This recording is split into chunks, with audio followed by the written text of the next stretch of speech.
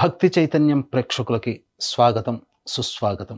వాగర్థ సంపృక్తౌ వాగర్థ ప్రతిపత్తయే జగతః పితరౌ వందే పార్వతీ పరమేశ్వరౌ. ఆదిత్యాయ చ సోమాయ మంగళాయ బుధాయ చ గురు శుక్ర శనిభ్యశ్చ రాహవే కేతవే నమః. శృంగేరి జగద్గురు పీఠాధిపతులకి, కంచి పీఠాధిపతులకి నమస్కారములు తెలియజేసుకుంటూ కార్యక్రమాన్ని ప్రారంభిద్దాం. వీక్షించేటువంటి భక్తి చైతన్యం ప్రేక్షకుల్లో ఎంతో మందికి ఆలోచనలు ఉంటాయి. 2025 ఎలాగోలా గడిచిపోయింది. 2026లోనైనా మనం అనుకున్నటువంటి పనులని నెరవేర్చుకోగలుగుతామా, అలాగే సంకల్పించినటువంటి ఆశయం నెరవేర్చుకోగలుగుతామా అనే సందేహం ప్రతి ఒక్కరిలో ఉంటుంది. 2025లో లాగా అపజయాలే వెన్నాడుతూ ఉంటుంటాయా, లేకపోతే విజయం పొందాలంటే 2026లో ఏ విధమైనటువంటి ప్రయత్నాలు, ఏ గ్రహం అనుకూలిస్తుంది, ఎటువంటి పరిహారాలు చేసుకోవాలి, ఒకటా రెండా అనేక రకాలైనటువంటి సందేహాలు. ఇటువంటి సందేహాలన్నీ నివృత్తి చేయడం కోసమై ఆంగ్ల నూతన సంవత్సర సందర్భంగా 2026 జనవరి నుంచి డిసెంబర్ 2026 వరకు ఉన్నటువంటి గ్రహాల యొక్క స్థితిగతులను బట్టి 12 రాశుల్లో జన్మించినటువంటి వారికి ఏ విధమైనటువంటి పరిస్థితులు ఉంటాయో సవివరంగా తెలియజేసే ప్రయత్నం చేస్తాను. ఇక ఆలస్యం చేయకుండా వీడియో వెళ్ళిపోదామా? ఈ 2026వ సంవత్సరంలో జనవరి నుంచి డిసెంబర్ వరకు మకర రాశిలో జన్మించినటువంటి వారికి ఏ విధంగా ఉండబోతుందో తెలుసుకునే ప్రయత్నం చేద్దాం. ప్రధానంగా గురువు, ఏ యోగాన్ని ఇవ్వాలన్నా గురువే. ఈ మకర రాశికి సంబంధించి చూసుకుంటే మొదటి 2.5 నెలలు గురువు వక్రీకరించి మిథున రాశిలో ఉండడం, షష్ఠమ స్థానంలో.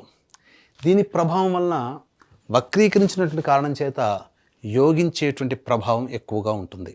అంటే ఏ వాటి మీద ప్రభావం అనంటే ప్రధానంగా ఉన్నత విద్యకు సంబంధించి చేసే ప్రయత్నం, విద్యకి సంబంధించి ప్రయత్నము, విదేశీయానానికి సంబంధించి చేసే ప్రయత్నము, ఏ పని చేసినా ఆ ఫలితంలో లాభాన్ని పొందడం, ఇవన్నీ కూడా యోగిస్తాయి. ముఖ్యంగా పేరు ప్రఖ్యాతులు పెరుగుతాయి. చేసే ప్రతి పని 10 మందికి నచ్చుతుంది. ఈ మొదటి 2.5 నెలలు మార్చి 14 వరకు. ఈ మార్చి 14 తర్వాత మే 31వ తారీఖు వరకు రుజుమార్గంలో గురువు ఈ మిథున రాశిలో సంచారం చేస్తున్నటువంటి కారణం చేత ఆర్థికపరమైనటువంటి సమస్యలు, రుణ బాధలు పెరగడం, అలాగే మీ దగ్గర తీసుకున్న డబ్బులు చెల్లించలేకపోవడం, లేదా మీరు ఇతరుల దగ్గర డబ్బు తీసుకోవాల్సినటువంటి పరిస్థితి రావడం, ఇవన్నీ జరుగుతాయి. అంటే ఒక రకంగా చెప్పాలంటే హోమ్ లోన్స్ కానీ, పర్సనల్ లోన్స్ కానీ ఎదురు చూస్తున్నట్లయితే లోన్స్ పొందే అవకాశం కూడా మీకు గోచరమవుతుంది. ఇక జూన్ 1వ తారీఖు నుంచి అక్టోబర్ 31వ తారీఖు వరకు కూడా, అంటే June, July, August, September, October, ఈ 5 నెలల పాటు యోగ్యమైనటువంటి కాలం. ఇది చాలా అద్భుతంగా ఉంటుంది. ప్రధానంగా ఈ సంబంధించినటువంటిది ఇతరుల యొక్క సహాయ సహకారాలతో మీ పనులన్నీ పూర్తి చేసుకోగలుగుతారు. ఈ 5 నెలల కాలంలో అన్ని విధాలుగా లాభసాటిగా ఉంటుంది. ధనపరమైనటువంటి సమస్యలు తీరుతాయి, రుణబాధలు నివృత్తి అవుతాయి, రాని బాకీలు వసూలవుతాయి. ఆఖరి 2 నెలలు మాత్రం అనుకూలంగా ఉండదు. ఇది గమనించుకోండి. ఏ తర్వాత ఈ గురువు యొక్క అనుగ్రహం వలన దాదాపుగా ఒక 4.5 నెలల పాటు అనుకూలంగా లేని సమయం, మిగతా సమయం అంతా కూడా అనుకూలంగా ఉంటుంది. అంటే దాదాపుగా ఈ గురువు మీకు ఒక 60-40% యోగిస్తాడు. 60% యోగించడం, 40% అవయోగం చేయడం. మరి ఈ యొక్క గురువు వల్ల ఒక్క దగ్గరనే ఆగిపోతుందా? మిగతా గ్రహాల యొక్క ప్రభావం ఏంటి? ముఖ్యంగా నారు పోసిన వాడే నీరు పోస్తాడు అనే సామెత గుర్తుంది కదా. పడగొట్టిన చోటనే లేచి నిలబడగలుగుతాం. అదే ఈ గురువు అనుకూలంగా లేకపోయినా రాష్ట్రాధిపతి అయినటువంటి శని సంపూర్ణంగా యోగిస్తున్నాడు కొంతకాలం పాటు. ఇక్కడ మీరు గమనించాలి, అసలు సిసలైనటువంటి శని తత్వాన్ని మీరు అర్థం చేసుకోవాలి.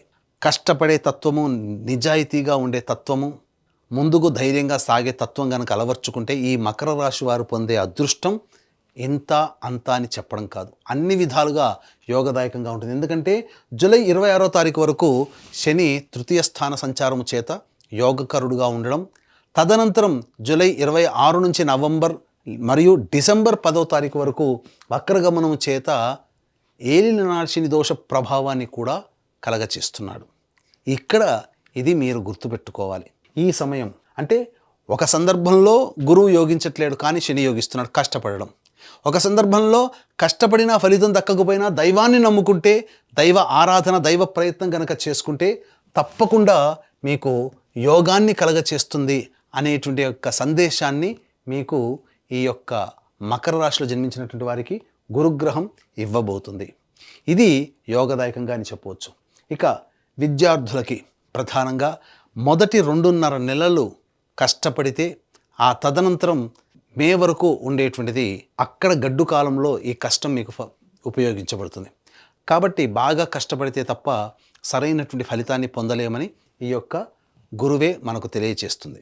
జూన్ 1 నుంచి అక్టోబర్ 31 వరకు కూడా విదేశీ యానానికి అనుకూలంగా ఉండేటువంటి సమయం, ఉన్నత విద్యకి కూడా అనుకూలంగా ఉండేటువంటి సమయం. కాబట్టి కోరుకున్నటువంటి విద్యా సంస్థల్లో ప్రవేశం లభించి తీరుతుంది. ఉద్యోగం గురించి మనం చూసుకున్నట్లయితే ఈ ఉద్యోగంలో ఏ సందర్భంలో ఏ సమయాలు బాగుంటాయి, ఏ సమయంలో ఉద్యోగం మారాలి అనే విషయాల గురించి క్లుప్తంగా ముందు తెలియచేసుకుందాం. ఇక వివాహ సంబంధమైనటువంటి విషయానికి వచ్చేసరికి మొదటి 2.5 నెలలు వివాహ ప్రయత్నానికి, లేదా జూన్ 1 నుంచి అక్టోబర్ 31వ తారీఖు వరకు వివాహము ప్రయత్నానికి అనుకూలం. వివాహ సంబంధముగా ఈ యొక్క మకర రాశిలో జన్మించినటువంటి వారికి వివాహము నిశ్చయం అవ్వబోతుంది, సందేహమే లేదు. ఇక దాంపత్య సమస్యలు, ఈ దాంపత్య సమస్యలు అనేటువంటివి మొదటి 6 నెలల వరకు 5 నెలల వరకు కూడా గడ్డు కాలమే. 6వ నెల నుంచి కూడా అనుకూలంగా ఉంటుంది. కాబట్టి ప్రథమార్థం కాస్త జాగ్రత్తగా ఉండండి.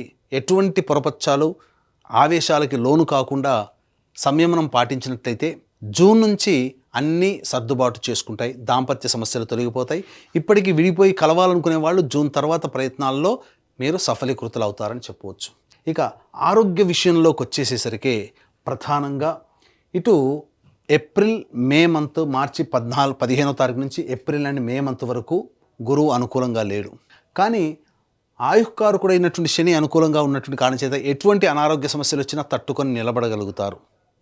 కానీ శని వక్రీకరించి తర్వాత గురువు నవంబర్ డిసెంబర్ మాసంలో సింహరాశిలో సంచారం చేస్తున్నట్టు ఈ కారణం చేత ఆ ఆఖరి 2 నెలలు మాత్రం అనారోగ్య సమస్యలు వస్తాయి.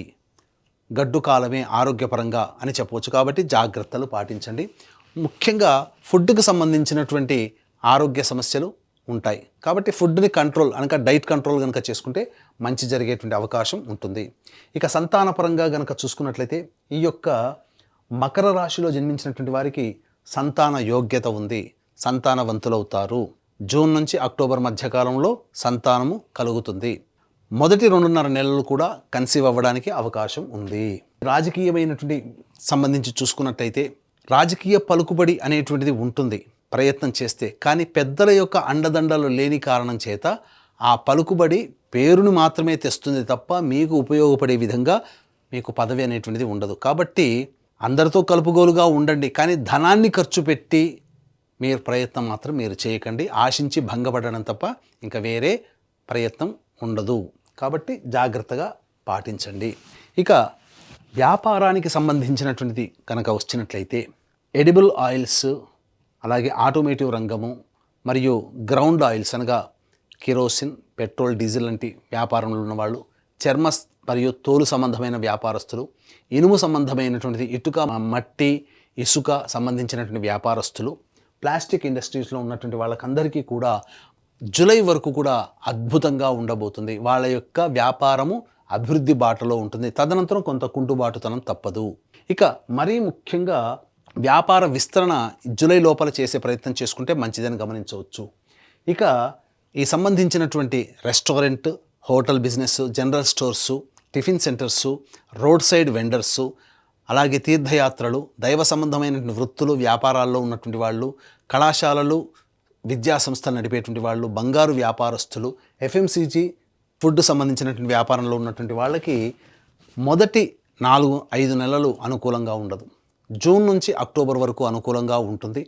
మిగతా సమయాలు నవంబర్ డిసెంబర్ అనుకూలంగా ఉండదు. కాబట్టి ఏదైనా కానీ వ్యాపారం విస్తరింప చేసుకోవాలి లేదా వ్యాపారాన్ని ప్రారంభించాలనుకునే వాళ్ళు మీ యొక్క జన్మజాతకాన్ని దగ్గరలోని మంచి పండితుల చేత చూపించుకొని ప్రయత్నం చేసి అన్నీ అనుకూలిస్తే కనుక మీరు మొదలు పెట్టవచ్చు ఈ చెప్పినటువంటి సమయంలో అని చెప్పవచ్చు. ఇక కళారంగంలో జన్మించినటువంటి వాళ్ళకి పేరు ప్రఖ్యాతులు పెరుగుతాయి. అనగా సినిమా రంగము, టీవీ సీరియల్స్ రంగము, సోషల్ మీడియా రంగము, ఎలక్ట్రానిక్ అండ్ ప్రింటింగ్ మీడియా రంగంలో ఉన్నటువంటి వాళ్ళకి పేరు ప్రఖ్యాతులు వస్తాయి. కానీ దానికి తగ్గినటువంటి ధనం మాత్రం రాదు. మీకు ముందుగా అడ్వాన్స్ ఇచ్చి మీ చేత పని చేసుకొని ఎగ్గొట్టే వాళ్ళు ఎక్కువగా ఉంటారు. కాబట్టి అటువంటి వ్యక్తుల పట్ల జాగ్రత్తలు పాటించండి. మొహమాటానికి పోయి మొదటికే మోసం తెచ్చుకోకండి. కాబట్టి అన్ని విధాలుగా నిక్కచ్చితత్వాన్ని కళారంగంలో ఉన్నటువంటి వ్యక్తులు కనుక ఏర్పరచుకుంటే చాలా మటుకు సేఫ్ సైడ్లో ఉంటారని చెప్పవచ్చు. ఇక ఈ యొక్క మకర రాశిలో జన్మించినటువంటి రైతులు ప్రధానంగా వాణిజ్య పంటలు వేసుకుంటే అద్భుతమైనటువంటి ప్రగతి ఉంటుంది. అలాగే శాస్త్రీయమైనటువంటి పంటలు కూడా అనుకూలిస్తాయి. కాకపోతే దిగుబడి పెరుగుతుంది, కానీ దానికి తగినటువంటి రాబడి అనగా ధనపరంగా కొంత నష్టపోతారు. ఎలా? దిగుబడి చాలా వస్తుంది. మీరు అమ్మే సమయానికి మీరు అనుకున్నది 10 రూపాయలు అయితే మీకు దక్కేది 3 రూపాయలు. ఇలా రాబడి తక్కువగా ఉంటుంది. కాబట్టి ఆచితూచి పెద్దల యొక్క సహాయ సహకారాలు సలహాలతో మీరు పంటలు వేసుకోండి, అన్ని విధాలుగా బాగుంటుంది. ఇక ఈ యొక్క మకర రాశిలో జన్మించినటువంటి స్త్రీలు ప్రధానంగా మీ కష్టం మీకే ఉంటుంది, పేరు ప్రఖ్యాతులు మామూలుగానే ఉంటాయి. ఇంతకు ముందులాగా గౌరవించినటువంటి సందర్భాలు ఇప్పుడు తగ్గుముఖం పడతాయి. అనవసరంగా మీ యొక్క సర్వీస్ని ఎదుటి వాళ్ళకి వృధాగా ధారపోయడమే కలుగుతుంది తప్ప మీకు వాటి నుంచి ఎటువంటి ఉపయోగాలు అనేటువంటివి కావు. అంతేకాకుండా సంతానవంతులవుతారు. వివాహానికి సంబంధించిన వివాహ ప్రయత్నాల్లో వివాహం జరిగి తీరుతుంది. అన్ని విధాలుగా యోగదాయకంగా ఉంటుంది కానీ మీకు ఉపయోగపడే విధంగా ఎవ్వరూ ఉండరు, కుటుంబ సభ్యులతో సహా.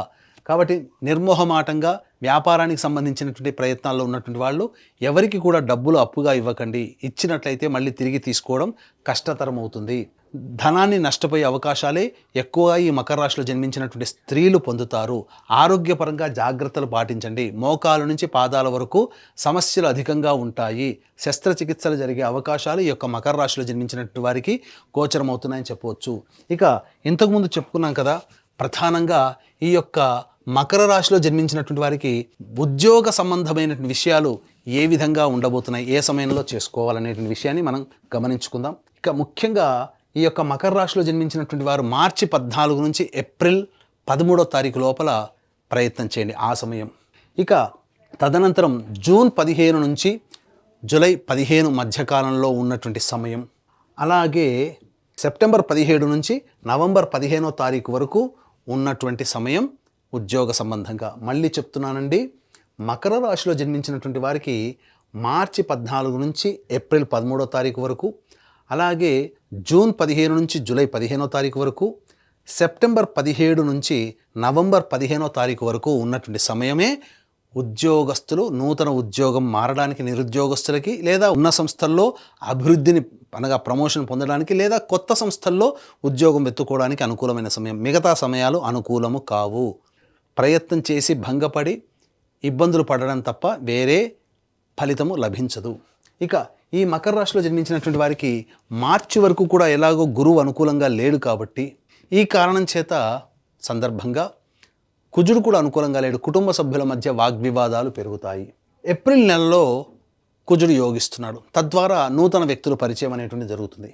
మే 1 నుంచి జూన్ 19వ తారీఖు వరకు వాహన ప్రమాదాలు చోటు చేసుకునే అవకాశం ఉంటుంది. శస్త్రచికిత్సలు జరిగే అవకాశం ఉంటుంది. తల్లిగారి ఆరోగ్యం పట్ల శ్రద్ధ వహించాల్సినటువంటి పరిస్థితి. ఇక జూన్ 20 నుంచి ఆగస్టు 1వ తారీఖు వరకు సంతానం మూలకంగా చిక్కులు, సమస్యలు, ఖర్చులు, ఇబ్బందులు అధికంగా ఉంటాయి. ఆరోగ్యపరంగా కూడా జాగ్రత్తలు పాటించాలి. ఆగస్టు 2 నుంచి సెప్టెంబర్ 17వ తారీఖు వరకు అనుకూలంగా ఉంటుంది. సెప్టెంబర్ 18 నుంచి నవంబర్ 11వ తారీఖు వరకు ఎవరితో కలిసి పనిచేసినా, జీవిత భాగస్వామైనా, వ్యాపార భాగస్వామైనా ఎక్కువగా కష్టాలు అనేటువంటివి ఉంటాయి. ఇక నవంబర్ 12 నుంచి డిసెంబర్ వరకు అనుకూలంగా లేదు. కాబట్టి తర్వాత చెప్పొచ్చేది ఏమిటంటే, ఈ యొక్క మకర రాశిలో జన్మించినటువంటి వారికి దైవానుగ్రహం తప్పనిసరి. ఇటువంటి దైవానుగ్రహం అందరికీ అందించాలనేటువంటి సదుద్దేశంతో మన పీఠం ఆధ్వర్యంలో జనవరి నెల నుంచి డిసెంబర్ వరకు ప్రతి నెల ఒక పర్వదినం రోజున పుణ్యక్షేత్రంలో సర్వదోష నివారణ పూజలు, హోమాలు, ఆరోగ్యం కోసం మృత్యుంజయం, ఉద్యోగం కోసం పురుష సూక్త విధానము, శత్రుబాధ, నరఘోష, నరదృష్టి నివారణ కోసం, కోర్టు సమస్యల కోసం సుదర్శన మూలమంత్ర హోమాలు, అలాగే ఆర్థిక బాధలు, దాంపత్య సమస్యల నివారణకి లక్ష్మీ హోమాలు, ఇలా 21 రకాల హోమాది కార్యక్రమాలు ప్రతి నెల జరిపించడం జరుగుతుంది. మీ గోత్రనామాదులు స్క్రీన్పై కనిపిస్తున్నటువంటి నెంబర్కి కాల్ చేసి నమోదు చేసుకోవచ్చు. ప్రతి నెల మీకు వీడియోలు కూడా అందజేయడం జరుగుతుంది. అలాగే 2026వ సంవత్సరం నుంచి నూతన ఒరవడిని అనేటువంటిది సృష్టించబోతున్నాం. మన ఆధ్వర్యంలో కొత్తగా సంకల్ప మందిర్ అని చెప్పి యూట్యూబ్, ఫేస్బుక్, ఇన్స్టాగ్రామ్ ఇవన్నీ 3 కూడాను ప్రారంభమవుతున్నాయి. వాటిని మీరు కనుక ఫాలో అయితే మీకు ప్రతి విషయం కూడా మీకు ముందుగా చేరుతుంది. తద్వారా మీరు అప్రమత్తం అవ్వచ్చు. అన్ని మంచి విషయాలు, ధర్మ సంబంధమైనటువంటి, జాతక సంబంధమైన విషయాలు కూడా మీకు అందుబాటులో ఉంటాయని చెప్పవచ్చు.